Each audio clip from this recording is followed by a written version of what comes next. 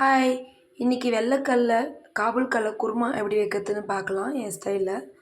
இப்போது ஒரு கடாயில் இல்லை ஒரு உருளியில் தேவையான அளவு எண்ணெய் நல்லா காஞ்சோடனே பட்டை, லவங்கம், பிரிஞ்சி இலை, ஏலக்காய், அப்புறம் வந்துட்டு ஒரு ஸ்டார் அனைஸ், கொஞ்சம் சோம்பு சேர்த்துக்கலாம்.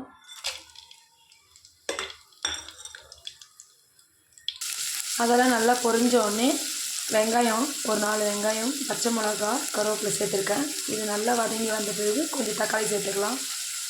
வெங்காயம் வதங்கினோடனே நான் ஒரு தக்காளியை சேர்த்துருக்கேன். தக்காளி நல்லா வதங்கி வரட்டும். தக்காளி வதங்கி வரத்துக்காட்டியும் நம்ம ஒரு பேஸ்ட் அரைச்சி எடுத்து வந்துக்கலாம்.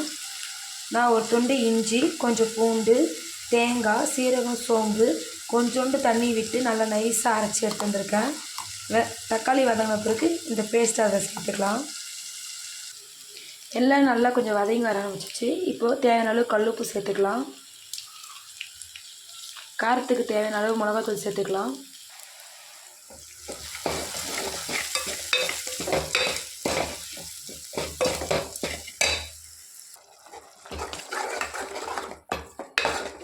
உங்களுக்கு எந்த அளவுக்கு கன்சிஸ்டன்சி வேணுமோ அந்த அளவுக்கு தண்ணி விட்டுக்கலாம்.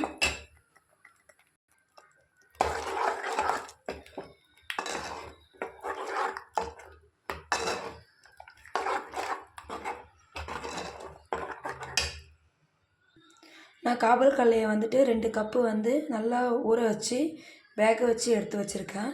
அது ஒரு கொதி வந்தோடனே இதை நம்ம அதில் சேர்த்துக்கலாம். கொதி வர ஆரம்பிச்சிச்சு. நம்ம கடலையை சேர்த்துக்கலாம். பாருங்கள், கடலையை சேர்த்தாச்சு. நான் குக்கரில் ஜஸ்ட் ஒரு விசில் தான் விட்டு எடுத்திருக்கேன். இது நல்லா ஒன்று சேர்ந்து நல்லா வெந்து வரட்டும். நம்மளோட அருமையான காபூல் கடல குருமா ரெடி. சப்பாத்தி, பூரி கூட ரொம்ப நல்லாயிருக்கும். நீங்களும் ட்ரை பண்ணி பாருங்கள்.